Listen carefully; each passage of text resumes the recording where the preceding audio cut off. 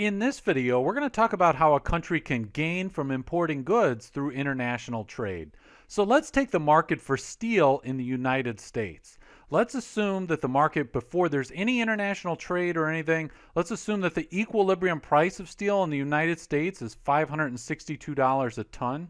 So we've got our price here, we've got our downward sloping demand curve, we've got our upward sloping supply curve, and this is the supply of steel in the US and the demand for steel in the US. So that leads to an equilibrium right here, and we've got equilibrium price of $562 a ton, and then an equilibrium quantity of 10 million tons of steel right here. Now we have our consumer surplus. Our consumer surplus is this blue triangle right here, and then our producer surplus is this orange triangle right here. Okay, and then our total surplus is this entire triangle. It's just the consumer surplus plus the producer surplus. Okay, so we have all that. That's without trade. Now let's introduce the prospect of trade, because we're going to say that there's a difference here. The world price of steel is $350 a ton. Now you see that there's a difference. In the US, if we're just thinking about the US with no international trade, the equilibrium price of steel would be $562 a ton, yet on the in the world price, it's $350 a ton. So you can tell here, because the world price is cheaper than the equilibrium price in the US is going to be a net importer of steel. So the US is going to import steel because it would be cheaper to buy it from some of the suppliers on the world market. So now what I want to do is I've shown you without trade how the market would look, and I want to show you what would happen when we introduce the idea of trade.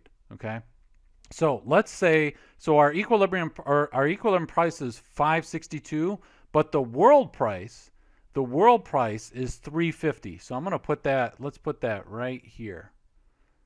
And we'll call that WP, or the world price. That is 350 a ton. It's cheaper to get steel on the world market. So what is going to happen is this. We're going to have some changes to the consumer surplus and the producer surplus. They're going to shift a little bit. Okay. So what's going to happen is the following. So now our consumer surplus is going to be this area. Oh, let me make sure. I'm going to change it to blue for consistency's sake.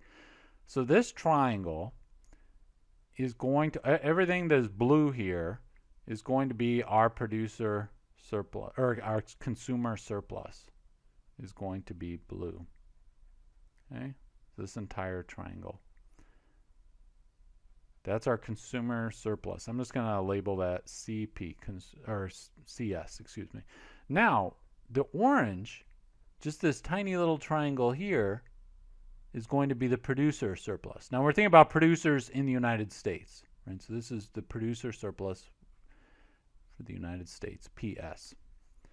Now notice the following. There are several things that we can see from this. One is that the consumer surplus for the US, that has increased considerably, and it's increased for a couple of reasons. One is that there's been a shift from consumers to producer, or from producers to consumers. Some of the surplus, basically, if we think about it like this, oh, let me change colors so it'll be easier to see. I'm going to go back to this original without trade.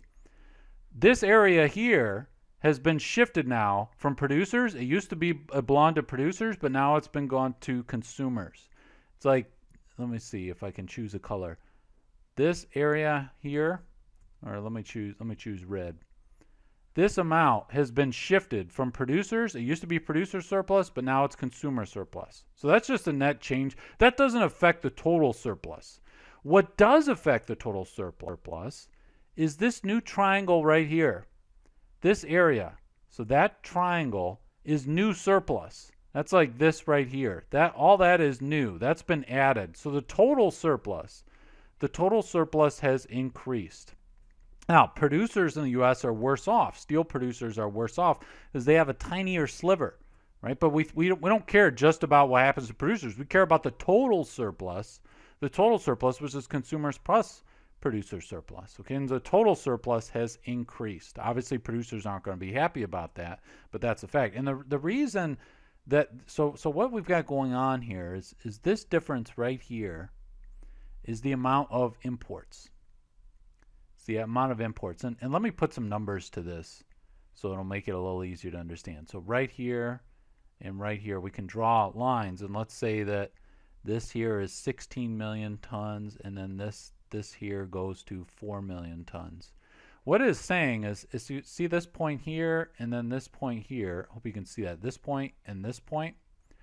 At this point, we are saying that the demand for steel at $350 a ton in the U.S., the demand for steel exceeds the amount that U.S. suppliers of steel are willing to produce, because they're willing to produce 4 million tons right here at $350 a ton. But the U.S. consumers are demanding $16 million or 16 million tons right here. So U.S. consumers are demanding 16 million tons, but U.S. producers of steel only willing to produce 4 million. So that means that there is 12 million, 16 minus 4, 12 million in imports because they buy it from the world market. So that difference of 16 million versus 4 million, the 12 million, is imported steel from countries outside the U.S. who have a comparative advantage in producing steel, because that's why it's cheaper to buy steel on the world market. And so this difference, this gap here between the 16 million and the 16 million to the 4 million, that has 12 million of imports. That 12 million tons of steel is imported, and we see that there is an increase in the total surplus. And the U.S. consumers, they do great. Look at the consumer surplus is huge now. It's this whole triangle, right? So the consumer surplus is huge, but we see that even though the total surplus, even though the U.S. as a whole is better off because we added this new triangle, all this is new surplus. That's been created for the U.S. because of import. So the U.S. is benefiting as a whole. However, the producers just have this tiny sliver.